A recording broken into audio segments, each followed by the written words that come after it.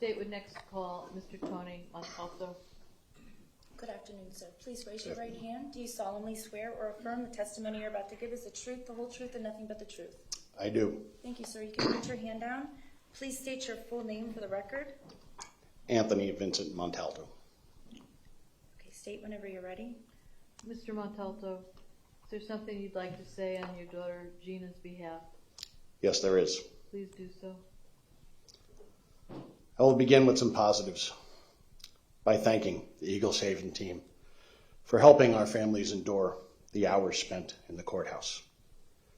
By thanking you, Judge Scherer, for presiding over the trial with all its twists and turns, as well as keeping the press at bay while allowing them to inform the public. You were as compassionate as the law allowed to our families. Thanks to the state attorneys that prosecuted this case for your dedication, your professionalism, and constant communication with our families. To the victims' advocates team, thanks for sitting with us, letting us vent our frustrations and answer an untold number of questions, from what to expect next to where is prosciutto. This case, with 17 innocent students and teachers murdered at school, is why we have the death penalty in Florida's laws. If the jury had followed that law, if the jury took in the evidence presented, there is only one logical and fact-based outcome. Sadly, the jury ignored the facts and went with emotion. They worried about how they would feel if this murdering bastard was put to death by the state of Florida for committing this heinous crime. They were selfish and misguided and allowed prisoner number 0893407 to avoid the punishment he deserved. The jury was worn out and did not want to be sequestered. The jury instructions were complex, and I believe these factors combined and led to a less than thorough deliberation process. Did they consider what kind of message their verdict sent to our nation's students and teachers when they found a way to excuse the murder of Gina and the others? Did they consider how they would explain their verdict to the siblings of the victims, as my wife and I struggled to do? The current requirement for a unanimous decision for a death verdict is tough to meet. It allows one activist juror with preconceived bias against the death penalty to swing the case in favor of evil. Once one juror shows sympathy, decides that they can't live with the tough decision to hold a murderer, and in this case, a mass murderer, accountable, it relieves the others and allows them an avenue to avoid voting for the death penalty. The vote is not to put a random individual to death. It is called the death penalty because it's supposed to be imposed due to the actions of the convicted murderer. Assuming that's supported by facts, as the jury acknowledged clearly in this case. An interesting historical fact is that now two of the most infamous mass murderers in Florida history, Ted Bundy and this murderer of my child and 16 others, did not receive a unanimous verdict of death in our state's courts. Perhaps it's time for the state legislature to make a change, back to a simple majority or perhaps a supermajority of 9 votes out of 12, to impose the maximum punishment when the aggravating factors warrant it. This would be more fair to the victims. My beautiful, bubbly, and kind daughter deserved to live a happy and full life. She should have been protected at her school from the monster sitting here, with no less than, 6 BSO deputies, as he enjoys the protection of his rights in this courtroom. I applaud the court and the prosecution team for following the ideals of our justice system, as the evil murderer enjoyed a fair trial. I don't believe the case was fair to the victims. The court allowed the defense to show every aspect of prisoner 809-3407's life prior to the execution of Gina and her classmates. Pictures showing his smiling face, while at the same time claiming life was so tough it justified the mass murder of innocent students and teachers in school. Our families were prohibited from bringing photos of our murdered loved ones to the courtroom. We couldn't even wear bracelets or pins to court to represent the victims. The court did everything it could to dehumanize our beautiful Gina, her classmates, and her teachers, who were massacred by this admitted murderer. My family and the others had to sit like church mice in the courtroom for fear of influencing the jury and possibly causing a mistrial. We all showed amazing grace and decorum as we learned the terrible things this murdering bastard did to our children, spouses, and fathers. The justice system even stops the jury from considering our victim impact statements. How could it be a fair trial when the only people who can speak for the victims, those who cannot speak for themselves, have the jury instructed to disregard our words? The system is biased against the victims.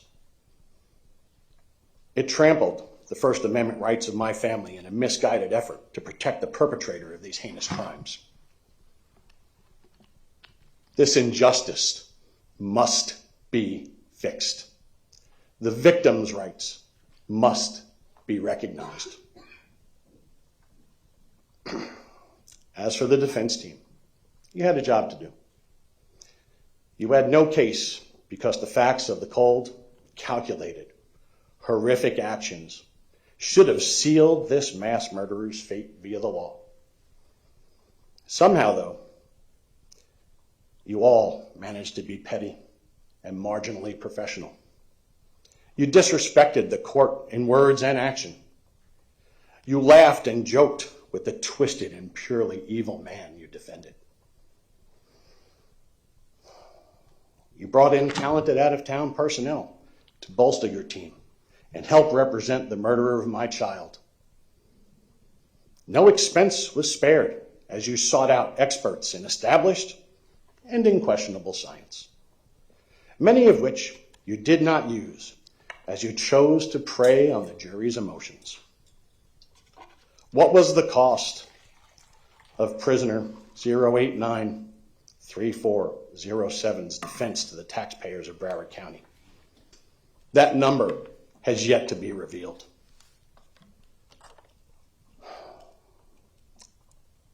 Those citizens should all ask why.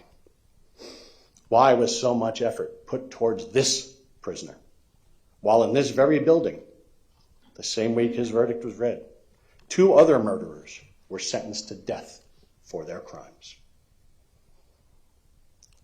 Quite frankly, you had no right to ask this jury for mercy. He showed no mercy when he shot my forever 14-year-old Gina in the chest, just as he thought about doing when he searched the internet for months before. The dirtbag even came back and shot her on a second pass. Unbelievable. As I read to the court last time I spoke here, Gina loved life. She loved her family, and she was literally a lifesaver. She would have gone on to change the world had she been able to grow up and fulfill her potential. My family had hoped this jury would follow the law and vote to give the low-life admitted killer the maximum penalty allowed to the fullest extent of the law. We expected the admitted mass murderer to die in prison and at the soonest possible opportunity under the law. He should not be allowed any kind of life, any joy, or any time to reflect quietly on his continued existence. We all have choices to make in life, struggles we must all work through. Despite these struggles, we should look to help one another. Yet the dirtbag murderer, who has now gotten a fair trial, chose to kill and maim as many innocent students as teachers as he could, without remorse, without compassion, and with extreme prejudice.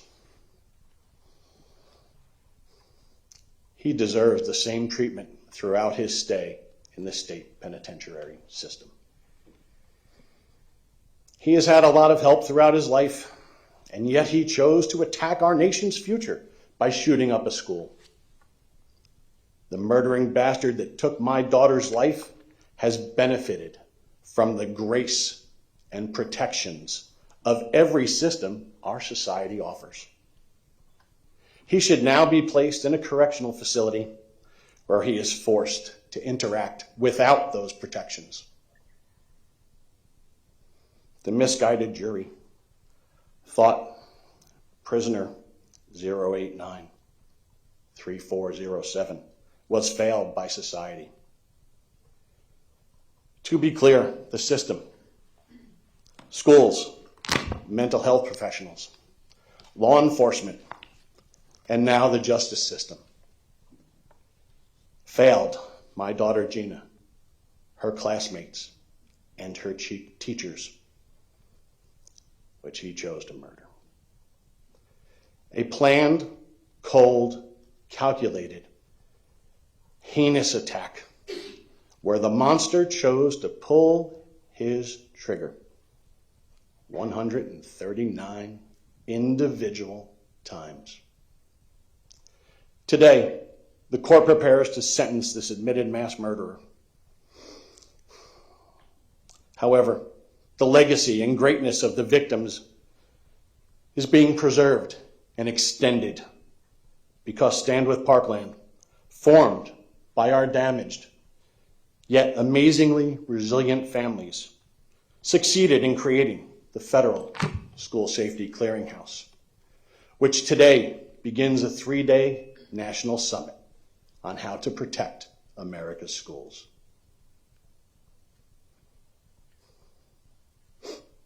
As for my wife, Jennifer, my son, Anthony, and our entire family, we will remember Gina every day. We will honor her memory at every opportunity. We will work to make our nation's schools safer for other students and teachers. And the Gina Rose Montalto Memorial Foundation will help others achieve their goals, spread kindness, and keep Gina's light shining for all in this world to see. Thank you. Thank you, sir.